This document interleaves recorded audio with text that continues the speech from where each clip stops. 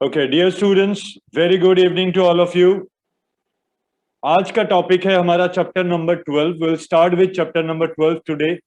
That is bank reconciliation statement. ये ऊपर देखो लिखा हुआ है आपके स्क्रीन में. अब बैंक रिकॉन्सिलिएशन स्टेटमेंट होता क्या है, सबसे पहले इसको समझते हैं.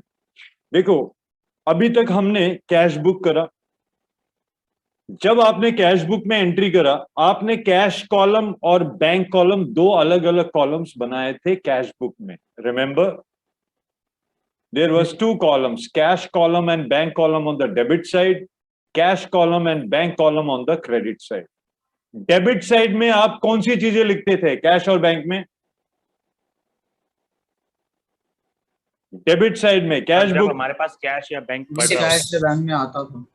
हाँ, जब पैसे आता था, या तो बैंक में पैसा आया रिसीप्ट, या तो कैश में पैसे आया हमारे पास कैश के फॉर्म में. Okay, what did you record on your credit side of the cash book? Cash जो हमारा कैश बैंक से पैसा जाता था, कैश गया या फिर बैंक से जो हमने पेमेंट करा. Very good.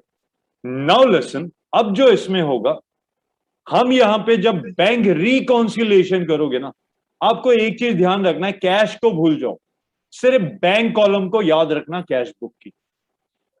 अब क्योंकि ये बैंक रिकॉन्सिलिएशन स्टेटमेंट है, बैंक को रिकॉन्साइल करना है हमें, तो बैंक कॉलम को सोचो, हम कैश कॉलम को भूल जाएंगे, कैश कॉलम को इग्नोर कर दो. सिर्फ इतना याद रखो कि कैश बुक में हमारे पास सिर्फ और सिर्फ बैंक कॉलम है.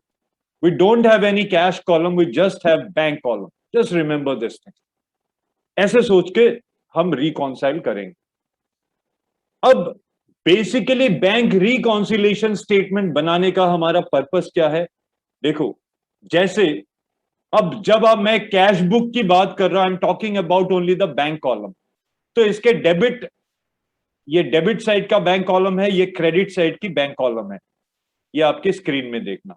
Now tell me one thing guys, bank column का जो डेबिट साइड है, इसमें आप कौन सी चीजें दिखाते थे? जो आपको चेक आपको कहीं से मिला, चेक रिसीव्ड एंड डिपॉजिटेड, और जिसको आपने डिपॉजिट कर दिया, उसी को दिखाते थे बैंक कॉलम के डेबिट साइड में.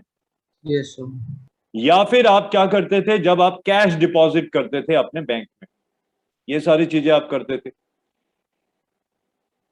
या फिर किसी ने deposited into bank in our bank account, deposited by customer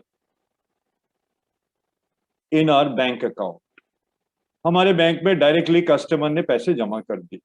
तो ये सारी चीजें हम बैंक अकाउंट के डेबिट साइड में शो करते थे, क्योंकि बैंक में पैसा आया. ओके, तो बैंक में कैसे कैसे पैसे आ सकते हैं? जैसे मैंने कहा, आपके पास जो कैश है, या तो कैश डिपॉजिट कर दो बैंक में, या फिर मैंने आपको एक चेक दिया, उस चेक को आपने बैंक में डाल दिया, तब आपका बैंक बढ़ जाएगा, बैंक में पैसे ऐड हो जाएंगे. या फिर क्या हुआ, आपने मुझे कहा, मैं आपका कस्टमर हूं, आपने मुझसे कहा कि सर, ये जो सामान आप हमसे परचेज कर रहे हो, मतलब आपने सामान मुझे बेचा, ये पैसे ना आप हमारे बैंक में जाके जमा करा दो. मैंने जाके तुम्हारे बैंक में जाके कैश जमा करा दिया. ये पैसे हो सकते हैं. या फिर any kind of interest collected by bank. You remember this thing, interest collected. ये कौन सी की इंटरेस्ट होती है? जैसे मान लो आपने किसी थर्ड पार्टी के, वहां थर्ड पार्टी मतलब किसी कंपनी में आपने इन्वेस्ट करा हुआ है पैसे, वहां से you are suppose to get interest at regular intervals. Regular intervals पे आपको वहां से इंटरेस्ट मिलना है. तो आपने उनसे कहा कि हमारे बैंक अकाउंट में डिपॉजिट कर दो, तो बैंक वाले हमारे बिहाफ पे कलेक्ट करते थे, तो तब भी हमारा अकाउंट बढ़ जाता था. अब ये सारी चीजों से हमारी बैंक अकाउंट इंक्रीज होती है. Okay, payments. पेमेंट्स में क्या क्या हो सकती है? आपने गुड्स परचेज करा और चेक से पे कर दिया. आपने क्या करा, कोई एक्सपेंस पे करा और चेक से पे करा, उसकी चेक से पेमेंट करा. या फिर आपने क्या करा, cash withdrawn for personal use या ऑफिस यूज, कुछ भी हो, आपने कैश विड्रॉन फ्रॉम बैंक, इधर फॉर पर्सनल यूज और फॉर ऑफिस यूज. इससे क्या होती है, आपकी बैंक अकाउंट कम हो जाती है, बैंक में आपका पैसा कम हो जाता है. ओके, तो ये सारी एंट्रीज जो है आप कहां पे करते थे? Cash book. अब कैश बुक में एंट्री किसने करा? आपने करा. You are the user of this particular account book which is known as subsidiary book, जो आपकी कैश बुक है. You are the user of this book. आप सारी एंट्रीज इसमें करते हो. ओके एक बात बताओ, आपने एक अकाउंट खोला हुआ है, suppose state bank of India Rajouri garden branch में आपने एक अकाउंट खोला हुआ है, उसमें आपका अकाउंट है, उसमें आप पैसे डिपॉजिट करते हो और you make some payment from that bank account, where you have opened that account. अब that account is in State Bank of India Rajouri garden. ठीक है, रजौरी गार्डन ब्रांच में आपका पैसा, आपका अकाउंट खुला हुआ है. फाइन. अब एक बात बताओ, जब आप पैसे डालोगे, ये तो आपने हिसाब करा, this record is maintain by you, ये तो आपने रिकॉर्ड करा. बैंक वाले भी तो एक रिकॉर्ड मेंटेन करेंगे आपके अकाउंट, क्योंकि बैंक को आप पैसे दे रहे हो, सिर्फ आप नहीं दे रहे हो. ऐसे बहुत सारे क्लाइंट है बैंक के, बहुत सारे कस्टमर्स हैं, बहुत सारे बैंक अकाउंट्स, सारे लोग वहां पे जाके बैंक अकाउंट खुलवाते हैं. How will the bank differentiate between different accounts, कि ये अकाउंट आपकी है, ये फलाने की है, फलाने की है, ये फलाने की है. बैंक वाले कैसे डिफरेंशिएट करेंगे? By your name and by a account number which will be given to you by the bank. उसी से बैंक डिफरेंशिएट करेगा अलग अलग बैंक अकाउंट्स को. ओके अब जो चीज रिकॉर्ड आप कर रहे हो, बैंक वाले भी रिकॉर्ड करेंगे. बैंक वाले कहां पे रिकॉर्ड करते हैं? That book is known as passbook. आपके पास बैंक आपको दे देगा पासबुक, आपको घर ले जाने के लिए दे देगा. बैंक कहेगा ठीक है, ये पासबुक संभाल के रखो. जैसे ही आपने पैसे डिपॉजिट करा, यू डू व्हाट, आपने अपने कैश बुक में एंट्री कर दी. जैसे आपने चेक डिपॉजिट कराया बैंक में, आप क्या करते हो? कैश बुक में ऐड कर देते हो, डेबिट साइड में रिकॉर्ड करते हो कि हमने कैश बैंक में, अपने बैंक अकाउंट में पैसे डाल दिए, चेक डाल दिए. आपने तो प्लस कर दिया, आपने डेबिट कर दिया. अब बैंक वाले भी तो रिकॉर्ड करेंगे. आप बैंक के पास ये पासबुक लेके जाओगे, आजकल तो एक नया मशीन आता है, उस मशीन में डाल दो, वो एंट्री उसमें लिख के प्रिंट होके आ जाएगा, फिर आपको पता लग जाएगा अच्छा पासबुक में भी एंट्री हो गई. सो एक बात बताओ, जो चीज आपने प्लस करा, the transaction which you debited, you added in your bank account, bank वाले भी आपके अकाउंट में प्लस ही करेंगे ना उस अमाउंट को? No sir. क्यों? नहीं सर, बैंक का तो वो ऑपोजिट तरीके से रिकॉर्ड करेगा ना. उसको छोड़ो, मैं प्लस माइनस की लैंग्वेज बता रहा हूं.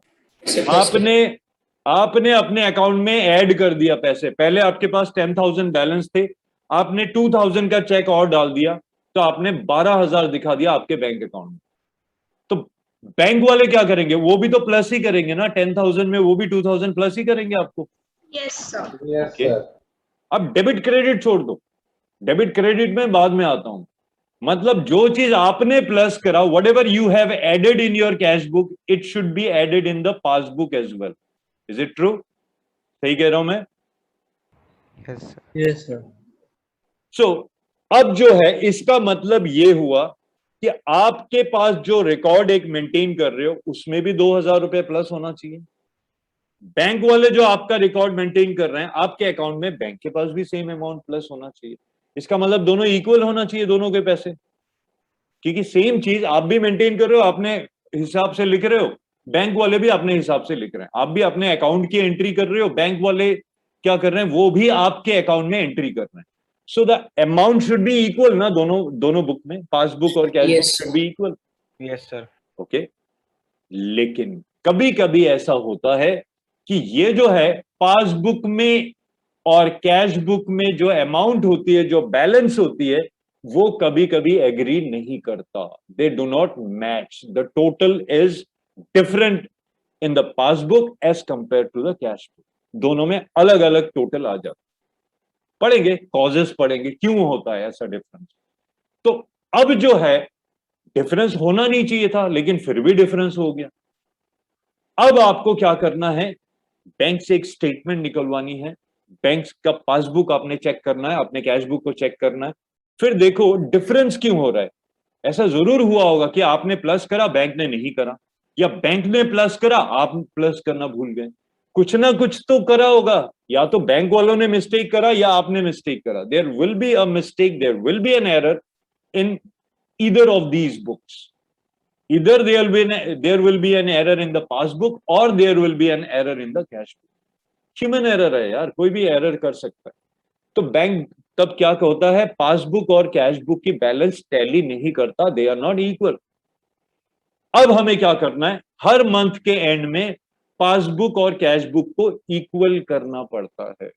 ये देखो अकाउंट आपका है, एक अकाउंट बैंक वाले मेंटेन कर रहे हैं आपका अकाउंट, और आपका अकाउंट आप भी मेंटेन कर रहे हो, तो दोनों को at the end of the month आपको इक्वल करना पड़ेगा।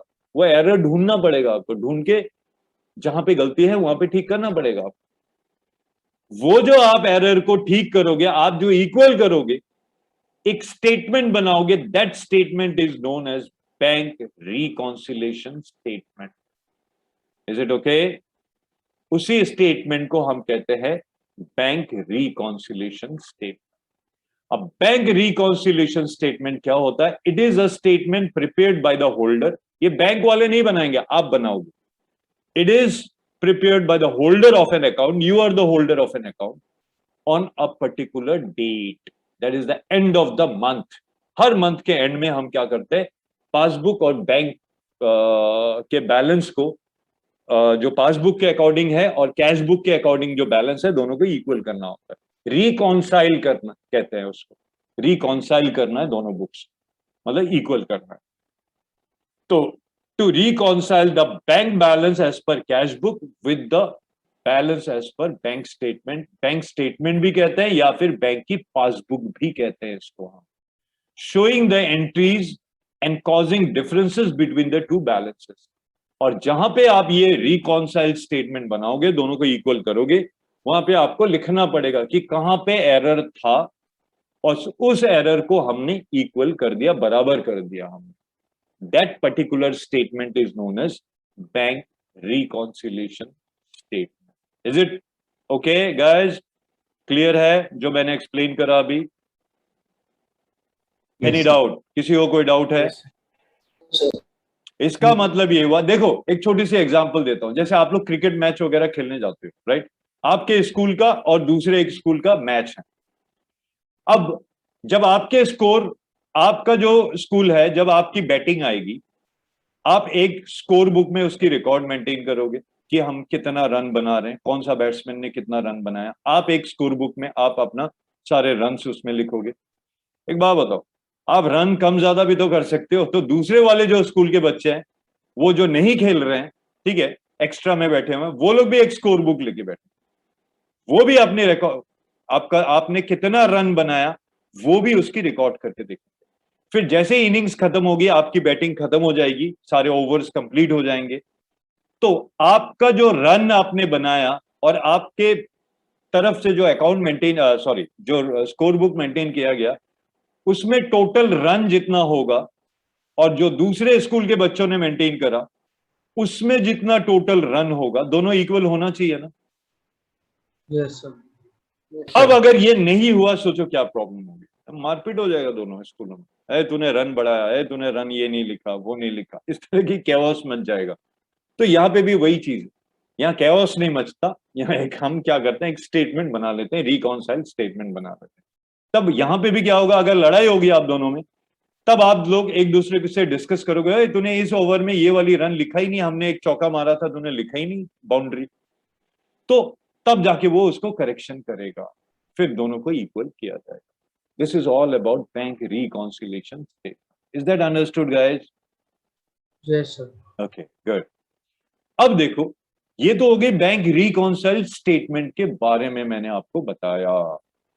अब इसमें आता है कि what is the importance of bank reconciliation statement? Why we prepare bank reconciliation statement? अब बनाते क्यों है, उसका यूज क्या है, इंपॉर्टेंस क्या है? देखो, BRS in short, bank reconciliation statement को हम BRS भी कहते हैं in short. It is prepared because of the following reasons. पहला ऑब्जेक्टिव, इसका पर्पस क्या है बनाने का? First objective, it brings to light the errors that have been committed either in the cash book और इन द पासबुक। या तो error होगा कैश बुक में या एरर होगा पासबुक में, वो हमें पता लग जाएगा जब हम रिकॉन्सिलेशन स्टेटमेंट बनाएंगे, जब हम दोनों को मैच करेंगे, ठीक? उससे आपको गलती पता लग जाएगी कि गलती कैश बुक में है या पासबुक में है। पहला objective, to know the error which have been committed either in the cash book or in the passbook. Second one, undue delay in the clearance of checks deposited is known from the reconciliation statement. Undue delay मतलब इसका एक process है, मैं आपको बताता हूं. Checks वगैरह जब आप डिपॉजिट करते हो, सपोज आपने मेरे को एक चेक दिया, आपने मुझे फी पे करना था, आपने एक चेक दे दिया, fine. What I will do is, वो चेक ले जाके मैं अपने बैंक में जमा कर दूंगा, क्योंकि आपने मेरा नाम लिखा हुआ, जमा कर दूंगा. बैंक वाले कहेंगे 3 दिन बाद आना इस चेक की कंफर्मेशन जानने के लिए या कंफर्मेशन लेने के लिए. You come to the bank after 3 days. ये बैंक ने 3 days का टाइम क्यों मांगा पता है? इसलिए मांगा, अब मेरा बैंक क्या करेगा, आपके बैंक से, इसको कहते हैं इंटर बैंकिंग ट्रांजेक्शन. मेरा बैंक आपके बैंक से वो करेगा, कांटेक्ट करेगा. कांटेक्ट करने के बाद मेरा बैंक, आजकल तो इंटरनेट पे सब कुछ हो जाता है, मेरा बैंक आपके बैंक से पूछेगा, हाँ भाई ये क्या कहते हैं, अंशुल नाम का कोई बंदा है आपके अकाउंट में, अकाउंट होल्डर. सपोज वो अंशुल ने मुझे चेक दिया था, अंशुल नाम का कोई अकाउंट होल्डर है. आपका बैंक कहेगा yes, we have a client name Anshul by this account. उसका एक अकाउंट नंबर भी होगा. ओके, ये पता लग गया. फिर मेरा बैंक पूछेगा, इतने अमाउंट का चेक हमारे क्लाइंट ने जमा करवाया है, यानी कि मैं क्लाइंट हूं अपने बैंक का. तो मेरा बैंक आपके बैंक से कहेगा कि मेरे कस्टमर ने, मेरे क्लाइंट ने एक चेक जमा करवाया जो कि आपके क्लाइंट ने दिया था, तो वो अमाउंट आप ट्रांसफर कर दो हमारे क्लाइंट के बैंक अकाउंट नंबर पे. तो तुम्हारा बैंक क्या करेगा, मेरे बैंक को वो अमाउंट भेज देगा. फिर मेरा बैंक क्या करेगा, वो अमाउंट कलेक्ट करके मेरे अकाउंट में प्लस कर देगा. तो ये 3 दिन का टाइम वो लोग लेते हैं. कभी कभी ऐसा होता है 6 दिन 7 दिन हो जाते हैं. मान लो मेरे बैंक ने क्या करा, उसको फेंक के रख दिया. जैसे आप जब चेक मिलता है ना, you go to the bank, वो एक ड्रॉप बॉक्स बना होता है, उस ड्रॉप बॉक्स में चेक डाल के आ जाओ, फिर आ जाओ घर. वो लोग बैंक वाले अपने आप कलेक्ट करके सब कुछ कर लेते. वो पता है बड़ा मतलब कभी केयरलेसनेस बहुत दिखाते हैं वो लोग. कभी कभी क्या करते हैं, सारे हीव में उठाया, हाँ भाई ये लो, टेबल के ऊपर रख दिया. अब पंखा चल रहा था, हवा से एक चेक इधर उधर कहीं उड़ गया, कुछ हो गया. इसीलिए आपके पास उसकी, जब भी चेक जमा कराओगे उसका काउंटर फॉइल अपने पास रखना और उसकी एक फोटो खींच के अपने पास रखना बहुत जरूरी होता है, ताकि बैंक से अगर वो इन केस डॉक्यूमेंट है, कुछ भी हो सकता है, अगर खो जाए, यू हैव ए प्रूफ कि आपने जमा कराया था. तो आप वो प्रूफ दिखाओ कि इस चेक नंबर से वो आई थी, हमने जमा करवाया था. तो कभी कभी अनड्यू जब डिले होता है, इट इज नोन कि डिले किस वजह से हो रही है. You can come to know about that delay, the reason for that delay through bank reconciliation statement. उसके बाद नेक्स्ट ऑब्जेक्टिव क्या है, दिस स्टेटमेंट, रेगुलर रिकॉन्सिलिएशन जब आप हर मंथ के एंड में करोगे, इट डिस्करेजेस एम्बेजलमेंट्स. एम्बेजलमेंट का मतलब किसी को पता है? घपला करना, जो हम हिंदी में स्लैंग लैंग्वेज में कहते हैं घपला करना. What do you mean? घपला करने का क्या मतलब है बताओ? गड़बड़ी करना यार. क्या पता मेरे बैंक के मतलब बैंक वालों ने कुछ गड़बड़ कर दिया, ठीक है, क्या पता चेक में मैंने 1 0 और बढ़ा दिया, मतलब बहुत कुछ हो सकता है उसके अंदर मैनिपुलेशन, ताकि वो गड़बड़ी कुछ ना हो, ठीक है, so that no one can make any kind of any embezzlement और एनी अनटूवर्ड स्टेप ना ले वो, ठीक है, इलीगल कोई मेथड ना अपनाए, उसके लिए स्टेप ना ले. उसको पकड़ने के लिए ऐसी चीजें भी, चोरी भी, अगर किसी ने चोरी करा वो पकड़ा जाएगा, he'll get caught by preparing bank reconciliation statement. इसके बाद नेक्स्ट ऑब्जेक्टिव में है, reconciliation helps the management of the business to verify the accuracy of the entries recorded in the cash book. आप तो बिजनेस के मालिक हो, you are the owner of that business. आप खुद थोड़ी अकाउंटिंग बुक्स लिखते हो, आपने एक अकाउंटेंट रखा हुआ है जिसको आप सैलरी पे करते हो. तो आप क्या करते हो, उसको कहता है ये रिकॉर्ड कर, डेली के ट्रांजेक्शन्स को रिकॉर्ड करो. नहीं तो बैठ के करेगा क्या? किस बात की सैलरी लेता है वो? इसी बात की सैलरी लेगा. तो क्या उसने एक्यूरेटली सारे रिकॉर्डिंग कर पाया है या नहीं कर पाया, वो भी मैनेजमेंट या ओनर को पता लग जाएगा. Owner will come to know whether his accountant has recorded all the transactions properly और he has made some mistakes. ये भी आपकी पता लग जाती है. So these are some of the purposes, importance कह लो, purpose कह लो या objective कह लो in preparation of bank reconciliation statement. That is why we prepare bank reconciliation statement. Is that clear? अब मेरी बात सुन। अब Sir? यार, हाँ जी, सर एक बार थर्ड पॉइंट दोबारा बता दो, एम्बेजलमेंट वाला। एम्बेजलमेंट मतलब कोई चोरी वोरी ना कर ले, ठीक है, कोई आपका पैसा गमन ना कर ले, कोई अनटूवर्ड इलीगल स्टेप ना ले ले, इलीगल स्टेप से आपका कोई पैसा ना मारा जाए, वो सारी चीजें भी चेक हो जाती है इससे। जब आप रिकॉन्साइल करोगे तो आपको पता लगेगा अरे हमने तो चेक जमा कराया था, एंट्री क्यों नहीं हुआ, या फिर तुम्हारे बैंक अकाउंट से पैसे कटेंगे वो क्यों नहीं हुआ। तो ऐसे इस तरीके के अगर मान लो किसी ने जानबूझ के कोई फ्रॉड करा है, वो फ्रॉड वगैरह सारा पकड़ा जाएगा इसके अंदर। ओके, अब मेरी बात, ओके, अब आते हैं डेबिट क्रेडिट वाली चीज। देखो अब ध्यान से सुनना मेरी बात। एक बात बताओ, आप कैश बुक बनाते हो, से this is your cash book, ये आपकी कैश बुक है, सिंगल कॉलम कैश बुक बना रहा हूं मैं, ये फोलियो बन गया आपका, डेट हो गया, कॉलम हो गया, this is your cash book, जिसमें सिर्फ बैंक की कॉलम बना रहा हूं। कैश को भूल जाओ, कैश को दिमाग से निकाल दो, सोचो कैश कॉलम होता ही नहीं है कैश बुक, आप सिर्फ बैंक कॉलम का सोच के चलो। This is your bank column, this is the credit side and this is the debit side of cash book. अब डेबिट साइड में आप क्या करते हो, रिसीप्ट्स को लिखते हो या पेमेंट लिखते हो? कैश बुक जब आप बनाते हो, you have prepared cash book, receipt. इसका मतलब आपके पास पैसा आया। अगर मैं प्लस माइनस की अगर बात करूं, if I talk in the language of pluses and minuses, debit side में हम क्या करेंगे, हम अपने अकाउंट को प्लस करते हैं, अकाउंट को इंक्रीज करते हैं। Is it correct? Yes sir. Credit side में जब आप दिखाते हो, पेमेंट दिखाते हो, मतलब अपने अकाउंट में से क्या कर रहे हो, प्लस कर रहे हो, माइनस कर रहे हो, अमाउंट को माइनस कर रहे हो। आपका बैंक अकाउंट का बैलेंस कम हो गया, आपने किसी को पेमेंट कर दिया अपने बैंक से। ओके, अच्छा एक बात बताओ, ये जो प्लस करा आपने डेबिट साइड में, माइनस करा आपने क्रेडिट साइड में, ऐसा क्यों करा? What is this? ये जो बैंक अकाउंट है, this is what? This is an asset for you और liability for you? This is an asset for you. Bank account आपका बैंक अकाउंट है, ये आपका, आप you are the owner of this bank account, so this is an asset for you. So this is an asset for us. Us मतलब हम businessman के लिए, ये हमारे लिए एसेट। ओके, एक बात बताओ, ये तो हो गया। अब जब बैंक वाले आपका अकाउंट मेंटेन करते हैं, this is maintained by the bank, और बैंक वाले क्या मेंटेन करते हैं? कैश बुक नहीं मेंटेन करते। कौन सी बुक मेंटेन करते हैं वो लोग? पासबुक। Passbook, passbook, correct.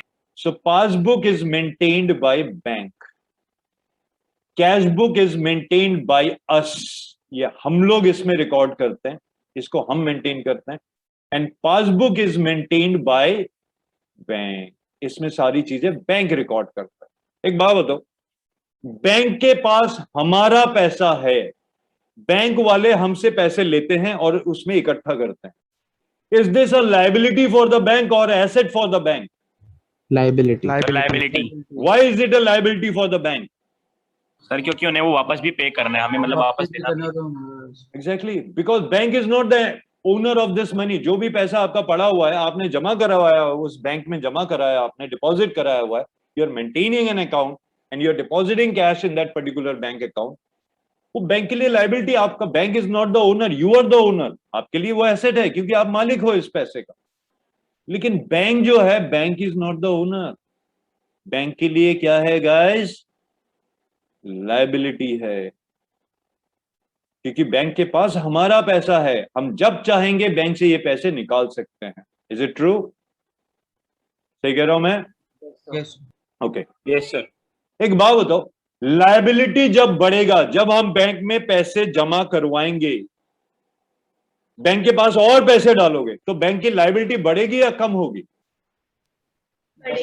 बढ़ेगी। बढ़ेगी। लायबिलिटी बढ़ेगा तो do you debit this amount और credit this amount when liability increases? Credit. Credit. इसका मतलब जो चीज आपने डेबिट करा, बैंक उसको क्या करेगा? क्रेडिट करेगा। होगा दोनों जगह प्लस। आपने यहाँ पे प्लस 10,000 डेबिट साइड में दिखाया, मतलब आपने प्लस 10,000 करा। बैंक वाले भी इसी को दिखाएंगे प्लस 10,000 करके, लेकिन वो कहां पे रिकॉर्ड करेगा इसको? On the credit side. Is it okay? Yes sir. देखो यहां पे भी प्लस हो रहा है, वहां पे भी प्लस हो रहा है, लेकिन साइड अलग है। Plus when I am talking by plus and minus language, दोनों जगह प्लस हो रही है, दोनों जगह ऐड हो रहा है आपका amount. But cash in cash book it is debited and in passbook it has been credited by the bank. वैसे ही जब आपने पेमेंट करा, आपके अकाउंट में से आपने मुझे पे कर दी, तो आपके अकाउंट में से पैसा माइनस हो जाएगा। तो बैंक वाले भी तो माइनस करेंगे। तो बैंक वाले जब माइनस करेंगे तो वो क्या करेंगे? लायबिलिटी डिक्रीज हो गया उनका, क्योंकि उन्होंने पे कर दिया। आपको पे करना था मुझे, बैंक वालों ने जो आपका पैसा पड़ा हुआ था बैंक के पास, उसमें से कुछ पैसा निकाल के मुझे पे कर दिया। तो बैंक की लायबिलिटी खत्म हो गई है ना। Is it true? Yes, Yes, sir. तो यस सर। बैंक वाले उसको क्या करेंगे? डेबिट। तो ये देखो, राइट हैंड साइड में कैश बुक है, लेफ्ट हैंड साइड में आपकी पासबुक है। कैश बुक में अगर कोई अमाउंट ऐड होता है तो हम प्लस करते हैं, डेबिट करते हैं। And if any amount is deducted from our bank account, cash book में क्या होता है? Cash book will record it on the credit side. Passbook में उल्टा होगा। अगर कोई अमाउंट आपने पैसे डाला बैंक में, बैंक उसको क्या करेगा? Credit, if it has to add your account. अगर बैंक को आपके अकाउंट को माइनस करना है तो बैंक उसको क्या करेगा? debit. डेबिट। बस ये चीज ध्यान रखना। कैश बुक मतलब हमारे पास बुक होती है, पासबुक बैंक के पास होती है, मतलब बैंक उसमें रिकॉर्ड करती है। Whenever any amount is added, cash book में प्लस, पासबुक में भी प्लस होगा, लेकिन कैश बुक में डेबिट और पासबुक में credit. When any amount is deducted from our bank account, we'll also deduct it. Bank will also deduct the same amount, but we will record the payment on the credit side, whereas passbook will record the payment on the debit side. ये चीज समझ आया? ये चीज, is that understood? Has anyone any doubt in this? No, sir. No. Okay. तो ये तो हो गया कैश बुक और पासबुक का फंडा जो मैंने आपको बताया। नाउ अब आते हैं, I just told you before that the cash book and passbook balance should be equal. Equal क्यों है? क्योंकि जो चीज आप मेंटेन कर रहे हो, जितना रन आपने बनाया उतना रन ही बना है एक्चुअल। तो चाहे वो उनके स्कूल के बच्चे उसको रिकॉर्ड करे उस रन को, या आप उसको रिकॉर्ड करो उस रन को, run should be, total score should be same. तो बैंक में भी ऐसा ही है। अगर आपने 1 लाख रुपया जमा कराया, आपने प्लस करा, आपके हिसाब से 1 लाख रुपया बैलेंस होना चाहिए। तो पासबुक के हिसाब से भी 1 लाख रुपया आपके बैंक में पड़ा होना चाहिए, क्योंकि सेम चीज दोनों जगह रिकॉर्ड हो रही है। तो वो इक्वल नहीं होता कभी कभी। क्यों नहीं होता, उसके अब हम कॉजेस को पढ़ेंगे। What are the causes of differences between the balance as per cash book and the balance as per passbook? ऐसा डिफरेंस क्यों होगा दोनों बुक्स में? होना तो नहीं चाहिए था, लेकिन फिर भी होता है। ऐसा क्यों होता है? ये देखो आपके स्क्रीन में बीच में लिखा हुआ है, causes of differences between cash book and passbook. अब वो कॉजेज क्या क्या होंगे, let us go through it. अगर ये causes, if you can understand these causes, इतना समझ के चलो, दिस ये चैप्टर आपका 90% is you have understood, 90% is done.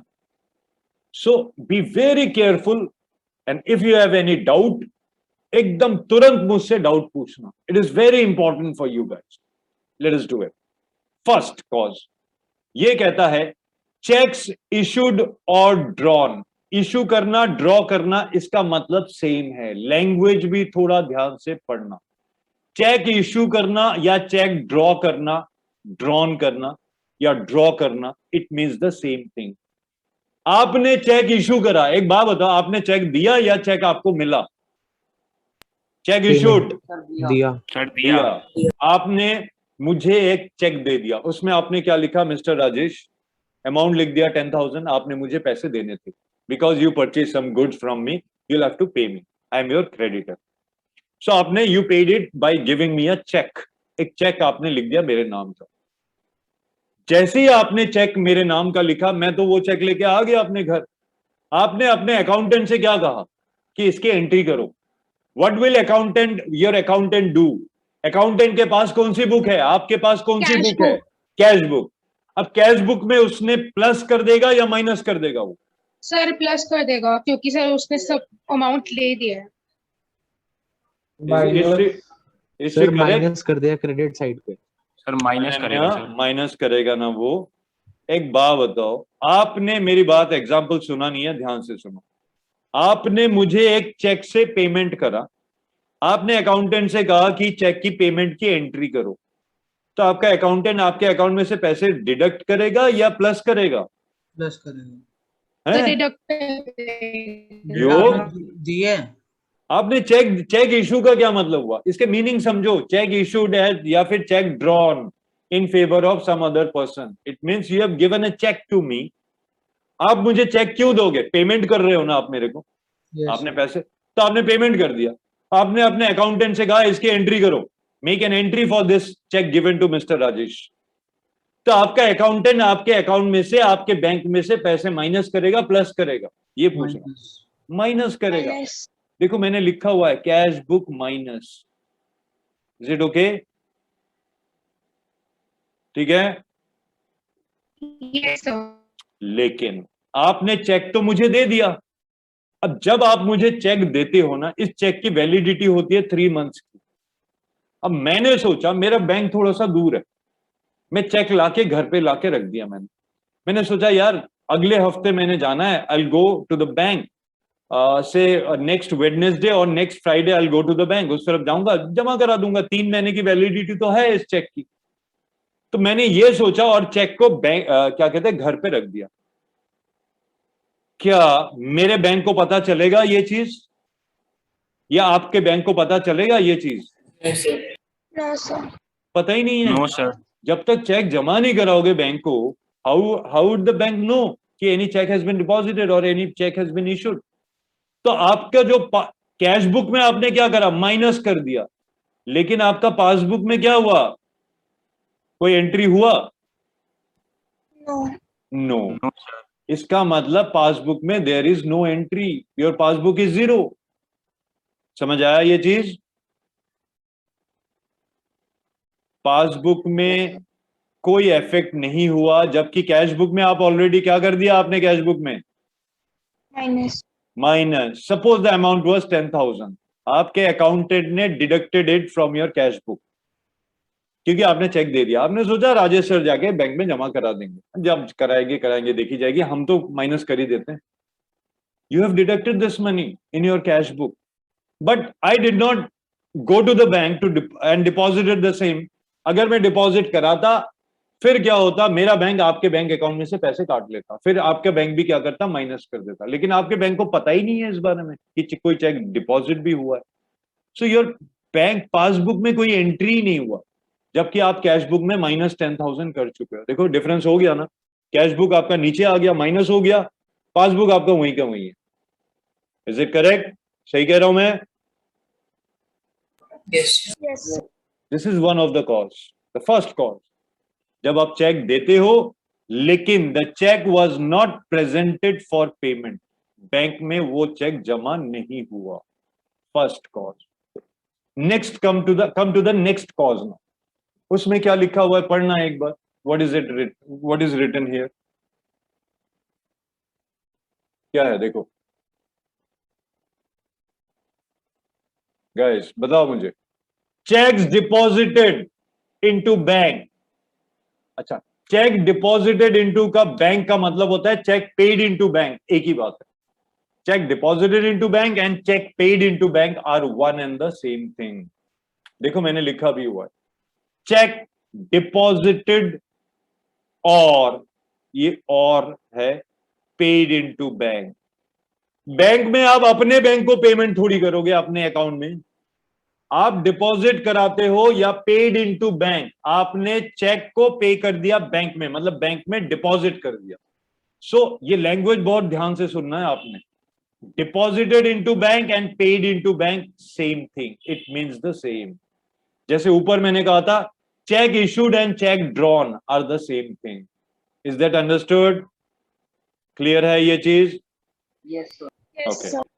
तो चेक डिपॉजिटेड इनटू बैंक लिखा होगा या चेक पेड इनटू बैंक लिखा होगा, it means the same thing. ठीक है, एक बात बताओ, मैंने आपको एक चेक दिया, वो चेक आपने अपने बैंक में डिपॉजिट कर दिया। आपने जैसे ही डिपॉजिट करा, आपने लिख लिया अपने कैश बुक में। आपने अपने कैश बुक में इस अमाउंट को प्लस करा या माइनस करा? सर प्लस करा। Yes. क्यों प्लस क्यों करा? सर हमें चेक किसी से मिला है और हमने वो डिपॉजिट कर दिया बैंक में। एग्जैक्टली मैंने आपको चेक दिया, you received a cheque from me, आपके पास एक चेक आया, आपने उसको बैंक में डिपॉजिट कर दिया। आपने सोचा ठीक है बैंक में जमा करा दिया, मेरे बैंक में पैसे आ गए, इसीलिए आपने अपने कैश बुक में क्या कर दिया? प्लस कर दिया, ऐड कर दिया आपने अपने अकाउंट में। ये काम तो आपने कर दिया, ये तो आधा सेंटेंस है, हाफ सेंटेंस इज दिस। इसके बाद देखना बैंक वालों ने क्या करा। इट वॉज नॉट क्रेडिटेड और कलेक्टेड बाय बैंक। बैंक ने क्रेडिट नहीं करा। फिर से बता रहा हूं, बैंक का क्रेडिट कौन सा होता है? प्लस होता है, माइनस होता है? प्लस। प्लस। इसका मतलब बैंक ने प्लस नहीं करा। नॉट क्रेडिटेड मतलब नॉट एडेड। उन्होंने आपके अकाउंट में अमाउंट को कलेक्ट नहीं करा या ऐड नहीं करा। There may be many kind of reasons.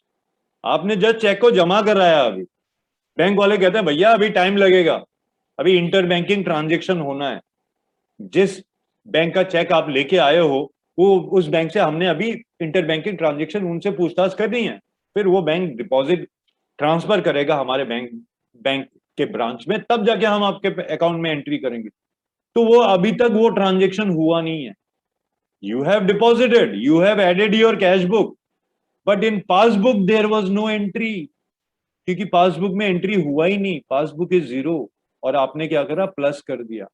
Passbook में neither they have added nor they have deducted, so your passbook is zero. Is it correct? समझ आया? यस। किसी को कोई डाउट Yes, है sir. पूछ सकते हो मुझसे।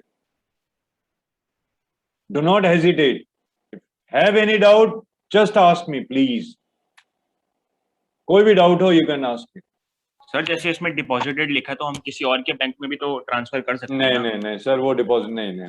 डिपॉजिट मतलब मेरे पास चेक आया, इधर उधर मत घूमो। हमारे पास चेक आएगा, अपना चेक मैं खुद ही डिपॉजिट कराऊंगा अपने बैंक में, सीधी सी बात। ठीक है, अगर मैं आपके बैंक को पे कर रहा हूं, आपके बैंक में जाके आपके नाम का चेक दे रहा हूं, इसका मतलब मैंने चेक इशू करा। फर्स्ट केस चेक इशूड, उसका मतलब है चेक इशूड। चेक डिपॉजिट कौन सी कराओगे? जो आपका चेक, आपके नाम से जो चेक आपके पास आया, किसी ने आपको चेक दिया, वही चेक आप अपने बैंक में जमा करो, सीधी सी बात। ठीक है, इसका मतलब this is receipt of cheque. Okay, third one, इसकी वजह से भी देखो डिफरेंस हो गया। There is a difference in the balance. Cash book में क्या है? प्लस। पासबुक में क्या एंट्री है? जीरो। जीरो, कुछ भी नहीं है पासबुक। ओके, देखो डिफरेंस हो गया। कैश बुक को आपने बढ़ा दिया, पासबुक वहीं का वहीं है, दोनों में डिफरेंस आ गया। ये एक कॉज हो सकती है। Third cause, this was the first cause. Number one, cheque issued, cheque deposited. फिर आते हैं हम लोग cheque directly. These are the entries made in cash book. इसको हम कहते हैं entries made in cash book. Cash book में इसकी एंट्री होती है। चेक किसी को देते हो, कैश बुक में माइनस करते हो। चेक किसी से आता है, डिपॉजिट कराते हो, तो कैश बुक में ऐड करते हो। Fine. Now the third cause, see what they have written here, cheques directly deposited into bank. इसका मतलब क्या हुआ? आपके कस्टमर ने, इनटू बैंक बाय कस्टमर, आपके कस्टमर ने, मैं आपका कस्टमर हूं, मैंने आपको पैसे देने थे, आपने कहा सर मेरे बैंक में जाके पैसे जमा करा दो, हम चेक नहीं लेते। मैंने क्या करा? आपके अकाउंट में पैसे डाल दिया। या ऑनलाइन ट्रांसफर कर दिया आपके अकाउंट में। एक बात बताओ, जैसे मैंने ट्रांसफर करा, आपने क्या करा, आपके बैंक में जाके ये पैसा जमा हो गया, तो बैंक वाले एंट्री करेंगे ना। उसके बाद एक बात बताओ, आपने मुझसे कहा सर चेक जमा करा दो मेरे बैंक अकाउंट में, या पैसे जमा करा दो मेरे बैंक अकाउंट में। मैं गया एक दिन आपके बैंक में पैसे डाल के आ गया, मैंने बताया भी नहीं आपको, मैं बताना भूल गया, लेकिन आपके बैंक ने तो रिसीव करा ना वो पैसे। Is it true? आपके बैंक में पैसा आया नहीं आया, मैंने जाके कैश डाल आया हूं आपके अकाउंट में, तो आपके बैंक अकाउंट में पैसे आ गए ना, ये पूछ रहा हूं, I am asking you. Yes yes sir. Sir. तो जैसे ही आपके बैंक में पैसे आया, तो आपके बैंक वाले क्या करेंगे, उसको आपके अकाउंट में क्या करेगा, वो क्रेडिट करेगा, मतलब प्लस करेगा माइनस करेगा आपके अकाउंट में? प्लस प्लस प्लस करेगा। देखो सामने लिखा हुआ है पासबुक प्लस हो गया। बट इसमें क्वेश्चन में आगे लिखा होगा no intimation was sent, no intimation sent to us. अब बैंक का रेस्पॉन्सिबिलिटी था, this was the responsibility of the bank to message you और सेंड यू द इंफॉर्मेशन कि sir we have received a cheque या we have received this amount from your customer and we have added this amount. हमने आपके account में पैसे जमा करा दिया। जैसे आप लोग कभी कभी फीस पे करते हो ऑनलाइन, जैसे ही पे करते हो आपके अकाउंट में से पैसे कट गए, लेकिन मेरे पॉइंट ऑफ व्यू से सोचो, मेरे बैंक में पैसा आ गया, मेरे बैंक वालों ने प्लस कर दिया, उसके बाद मेरे बैंक वाले मुझे एक इंटीमेशन भेजेंगे, एक मैसेज भेजेगा मेरे को कि सर आपके अकाउंट में एक पैसा आया, एक अमाउंट आ गया, ठीक है। तो जो अमाउंट आ गया तब मैं जाके क्या करूंगा, अपना फोन में, अगर मेरा बैंक अकाउंट फोन के ऐप में है चेक करूंगा, अगर मेरे फोन में ऐप नहीं है मैं जाके अगले दिन बैंक में जाऊंगा, ठीक है, बैंक से कहूंगा कि सर ये आपकी तरफ से मैसेज आया, क्या मेरे बैंक में आ गया पैसे? बोले हाँ आ गया, हमने तो मैसेज भेजा। तो आप पासबुक को मशीन में डालो, मशीन में वो प्रिंट होके आ जाएगा। इसका मतलब ये हुआ बैंक वालों ने प्लस कर दिया, लेकिन बैंक वाले आपको इंटीमेट करना, मैसेज करना भूल गए। ऐसे भी होता है बहुत टाइम, आपको मैसेज आता ही नहीं है बैंक से। तो क्या आपने कैश बुक में कोई एंट्री करा या नहीं करा, पहले ये बताओ। से कोई एंट्री नहीं करी। कोई एंट्री नहीं करी, आपको पता ही नहीं है इसके बारे में। मैंने चुपचाप जाके आपके अकाउंट में पैसे डाल दिए, ठीक है, और पैसे डाल दिया, लेकिन मेरे बैंक वालों ने आपके बैंक आपको इन्फॉर्म नहीं कर, या मेरे बैंक वालों सॉरी जो आपके बैंक है, आपके बैंक वालों ने आपको इन्फॉर्म नहीं करा, तो आपको पता ही नहीं है आप कैश बुक में कहां एंट्री करोगे। You haven't made any entry in your cash book. This is one of the reason. Passbook में ऐड हो गया आपका बैलेंस, आपका बैलेंस ज्यादा हो गया, कैश बुक में कोई एंट्री नहीं है, जीरो है। ये कॉज ऑफ डिफरेंस है। नेक्स्ट वन, फोर्थ वन में आना, चेक्स डिपॉजिटेड। आपके पास चेक आया, आपने क्या करा, चेक को बैंक में डिपॉजिट करा। ध्यान से सुनो, when you deposit cheque into the bank, आप उसको डेबिट करोगे क्रेडिट करोगे? चेक डिपॉजिटेड इनटू बैंक, मैंने चेक दिया, आपने Debit. डिपॉजिट करा, डेबिट। डेबिट। डेबिट डेबिट मैंने चेक दिया, वो चेक आपने डिपॉजिट करा आपके बैंक में, तो आपने क्या करा, आपने लिख दिया हाँ राजेश सर से चेक मिला, so let us add it, तो आपने कैश बुक में ऐड कर दिया। देखो वहां पे मैंने लिखा भी हुआ है साइड में, कैश बुक प्लस हो गया आपका। बट बैंक वाले, आपने तो प्लस कर दिया, आपने सोचा पैसे आ गए मेरे पास, राजेश सर का चेक है, ठीक है, पैसे आ गए, आपने बैंक में डाल दिया, मेरा अकाउंट बढ़ गया, प्लस हो गया। अब क्या हुआ, आपके बैंक वालों ने कहा भैया 3 दिन बाद आएगा, आना कंफर्मेशन ले। 3 दिन बाद पता चला बैंक ने डिसऑनर कर दिया, वो चेक बाउंस हो गया। आप सुना होगा आपने, चेक बाउंस होना। What do you mean cheque bounce होना? डिसऑनर होना। इसका मतलब बैंक ने आपको इन्फॉर्म करा कि मिस्टर राजेश का जो चेक आपने डिपॉजिट कराया था 3 दिन पहले, वो चेक ठीक नहीं है, there is some technical default in that cheque, please take this cheque away. और मेरे पैसे भी काट लेंगे थोड़े बहुत, उसको नोटिंग चार्ज वगैरह कहते हैं, बैंक चार्जेस कहते हैं। एनीवेज, अब जो है नोटिंग चार्ज नहीं, बैंक चार्ज। सॉरी, अब बैंक ने डिसऑनर कर दिया, बैंक ने वापस कर दिया वो चेक आपके घर, रजिस्टर्ड लेटर आ गया कि भैया this cheque has been dishonoured, हम इसके एंट्री नहीं करेंगे। तो एक बात बताओ, पासबुक में क्या, पासबुक में कोई एंट्री हुआ? No sir. No sir. No sir. तो आपका पासबुक प्लस है माइनस है? कुछ भी नहीं है सर, 0। कुछ भी नहीं हुआ। चेक जैसे ही जमा करा था वो चेक वापस कर दिया, ना पैसे जुड़ा, ऐड हुआ, ना माइनस हुआ बैंक में। लेकिन आप तो क्या कर चुके थे इसको, आप तो प्लस कर चुके थे ऑलरेडी। करेक्ट, कैश बुक में प्लस हो चुका था, आपने सोचा था पैसे आ गए मेरे बैंक में क्योंकि आपने चेक डिपॉजिट कराया था। Again there is a difference. अब वो जो डिसऑनर हुआ आपको अभी तक पता नहीं चला। देखो डिफरेंस हो गया, कैश बुक बढ़िया, पासबुक वहीं का वहीं है, पासबुक में कोई चेंज ही नहीं आया। यहां तक समझ आया सबको? क्या डाउट है किसी को? किसी को डाउट है तो आस्क मी प्लीज गाइस।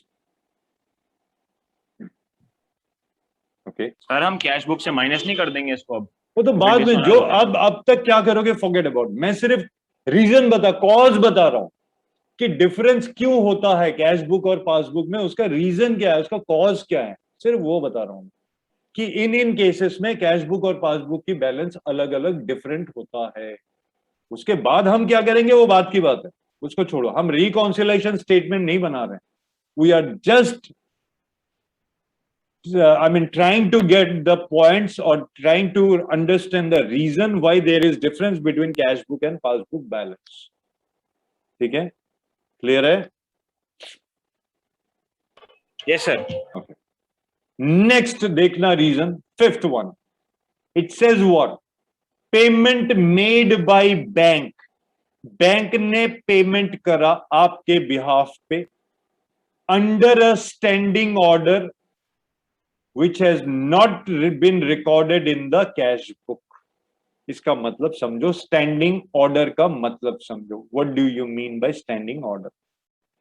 कभी कभी देखना, आपका जैसे वोडाफोन का कनेक्शन है आपके फोन में, प्रीपेड की बात नहीं कर रहा, अगर पोस्टपेड कनेक्शन है, कभी कभी जैसे मेरा पोस्टपेड कनेक्शन है बैंक से ना, वोडाफोन वालों से ना फोन आता है, कहते सर आपका बैंक अकाउंट का नंबर दे दो, हम वहीं से कलेक्ट कर लेंगे, आपके अकाउंट में से डायरेक्ट पैसे कलेक्ट कर लेंगे, आपको हम तंग नहीं करेंगे।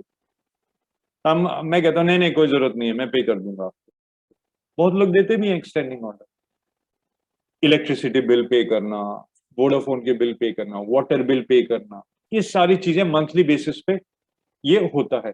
तो आपने एक बैंक को, आपने क्या करा, यू इंस्ट्रक्टेड योर बैंक, आपने बैंक को एक ऑर्डर दिया कि हर मंथ के एंड में वोडाफोन वाले आएंगे, प्लीज उनका बिल रख लेना वोडाफोन वालों से, और वो बिल में जो भी अमाउंट होगा वो आप पे करते हैं। आपने अपने बैंक को एक इंस्ट्रक्शन दे दिया, बैंक वाले ये काम करते हैं आपके लिए। So bank will make payment every month, her month Vodafone वाले आते हैं और आपके बैंक से पैसे निकाल के लेके जाते हैं। तो जब भी आपके बिल बैंक वाले पे करते हैं, बैंक उसको रिकॉर्ड करेगा। तो बैंक आपके पासबुक, बैंक के पास पासबुक होती है, तो बैंक पासबुक में क्या करेगा, प्लस करेगा माइनस करेगा आपके अकाउंट में? माइनस। सर माइनस करेगा, क्योंकि बैंक ने आपका बिल पे कर दिया वोडाफोन वाले को, क्योंकि आपने एक स्टैंडिंग ऑर्डर दिया हुआ था। जब तक आप इस स्टैंडिंग ऑर्डर को नहीं रोकोगे तब तक हर महीने बैंक वाले आपके अकाउंट में से वो बिल, वोडाफोन वाले आएंगे, बिल देके जाएंगे, वो बिल के पैसे आपके बैंक वाले पे करते आपके बिहाफ पे। तो बैंक वालों ने आपके पासबुक में से माइनस कर दिया ये अमाउंट। Is that okay? ठीक है। Yes sir. लेकिन बैंक वालों ने वोडाफोन वालों को पेमेंट तो कर दिया बिल, लेकिन बैंक ने आपको इन्फॉर्म नहीं करा कि भैया आपके वोडाफोन की बिल हम पेमेंट कर चुके हैं। Bank did not inform you. ये तो मुश्किल हो गया, हमने तो रिकॉर्ड करा ही नहीं, हमें पता ही नहीं इस बारे में। So it was not recorded in the cash book. तो आपका कैश बुक क्या है, कैश बुक में क्या एंट्री है? No entry. No entry, zero. देखो फिर से डिफरेंस हो गया, आपके कैश बुक में कोई एंट्री नहीं है, जबकि पासबुक में क्या हो चुका है ऑलरेडी, माइनस। माइनस हो चुका है। आपका कैश बुक वहीं का वहीं है, आपका पासबुक नीचे आ गया, माइनस हो गया आपका। So again there is a difference in the balance in the passbook and cash book. ये कॉजेज हैं। Okay, next one very important, बहुत कॉमन है, पेपर में आता है। Sixth part, bill discounted into bank with discount charge. Bill discounting का मतलब मैंने आपको समझाया था when we did cash book. Does anyone remember this? What is bill discounting? Yes sir. What is it? Process समझाओ। बिल डिस्काउंटिंग होता क्या, पूरी कहानी बताओ मुझे। क्रेडिट पे हम सेल करते हैं, तो अगर ज्यादा सेल होती है तो हम बिल रिसीवेबल बनाते हैं, हाँ, और बिल रिसीवेबल पे बैंक में डिपॉजिट करके बैंक हमें लोन देता है जितना बिल रिसीवेबल का अमाउंट होता है, और लोन देने के लिए डिस्काउंट चार्जेस भी लेता है। और थोड़ा जब बहुत customer- अमाउंट का, हाँ, वेरी गुड, हाँ हाँ। बोलो। जब कस्टमर हमें देता है तो हम बैंक में डिपॉजिट कर देते हैं, और बैंक उससे काट के अपने लिए ले लेता है थोड़ा। Very good. देखो guys, he has absolutely, I mean, explained it very correctly. See, bill discounting का मतलब है आपने क्या करा, गुड्स बेचा क्रेडिट पे मुझे, since the amount of that sale was quite big, थोड़ा ज्यादा अमाउंट का सेल करा आपने, आपको मेरे ऊपर ट्रस्ट नहीं हो रहा था, तब आपने सोचा सर आपके नाम का ना एक बिल बनाएंगे हम लोग, प्लीज बिल को साइन कर दो और बताओ कब पैसे दोगे। मैंने बिल को एक्सेप्ट करा, सिग्नेचर कर दिया, मैं कहा ठीक है, I will pay this money after 3 months। मैंने आफ्टर 3 months मैं आपको ये बिल के पैसे पे करूंगा, मैंने ये कह के आपको वो बिल साइन करके आपको दे दिया। वो बिल के पैसे आप 3 महीने बाद मुझसे लोगे। ये जो बिल मैंने साइन करके आपको दिया, इज इट बिल रिसीवेबल और बिल्स पेएबल फॉर यू, आपके लिए? What is this? Receivable. Bill receivable है यार, आपको पैसे मिलेंगे 3 महीने बाद। रिसीवेबल इंग्लिश, सिंपल इंग्लिश है। पेएबल मतलब देना है, रिसीवेबल मिलना है, आपको ये पैसे मिलने हैं मुझसे क्योंकि आपने क्रेडिट पे गुड्स मुझे बेचा, ठीक है। अब क्या हुआ, वो बिल का अमाउंट था सपोज 8,000 रुपीज का बिल, उस बिल में लिखा हुआ है 8,000 will be paid by mister Rajesh after 3 months। आप ये बिल संभाल के रखते हो, 3 महीने तक संभाल के रखते हो, फिर 3 महीने बाद बिल मेरे पास लेके आते हो, मैं आपको पैसे दे देता हूं, काम खत्म। लेकिन यहां पे क्या होता है, कभी कभी बैंक आपको एक फैसिलिटी देती है। बैंक आपको क्या फैसिलिटी देती है पता है? बैंक कहता है अगर आपके पास ऐसा कोई बिल है तो हमारे पास जमा करा दो इस बिल को, और आप ये पैसे हमसे उधार पे ले लो। दिस इज काइंड ऑफ उधार लेना बैंक से। ये पैसे उधार पे ले लो, आप 3 महीने तक यूज करो इस पैसे को। अब 3 महीने बाद जब राजेश सर आपको पैसे देंगे तब क्या करोगे, वो पैसे हमें लौटा देना। एक बात बताओ, बैंक ने 3 महीने आपको ये पैसा यूज करने के लिए पैसा आपको दिया, बैंक को क्या फायदा होगा? बैंक ऐसा क्यों करेगा गाइस?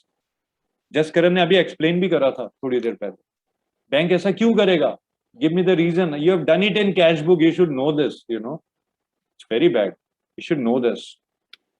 वो इंटरेस्ट लेगा। ये डिस्काउंट, इंटरेस्ट नहीं कहते योग, इसको कहते हैं डिस्काउंट चार्ज, ठीक है। बैंक वाले पूरे 800 रुपए नहीं, 8,000 रुपए आपको नहीं देंगे, उसमें से 20 रुपया 100 रुपया ऐसे काट लेंगे। तो बैंक आपको कितना दे देगा? 7,900 रुपीज दे देगा। तो आपके पासबुक में कितना रुपए ऐड कर दिया बैंक ने? 7,900. 7,900 डिस्काउंट चार्ज को रख के, राइट, डिस्काउंट चार्ज को काट के। बट आपने क्या करा, बट यहां पे लिखा होगा cash book was recorded with full amount, recorded with full amount of bill। इसका मतलब समझाना, हिंदी में एक्सप्लेन करना, what do you mean bye? Cash book में पूरे 8,000 प्लस हो गए। हाँ, कैश बुक में अब देखो, बिल डिस्काउंटिंग तो आपने करा लिया, बैंक ने आपके अकाउंट में कितने पैसे ऐड कर दिए? 7,900। बोले आपके अकाउंट में 7,900 हमने ऐड कर दिया, आप उठा निकाल के ले जाओ, यूज करो इस पैसे। लेकिन 3 महीने बाद 8,000 रुपया वापस करना है आपने, यही 100 रुपया बैंक का फायदा है। आपने कहा ठीक है भाई।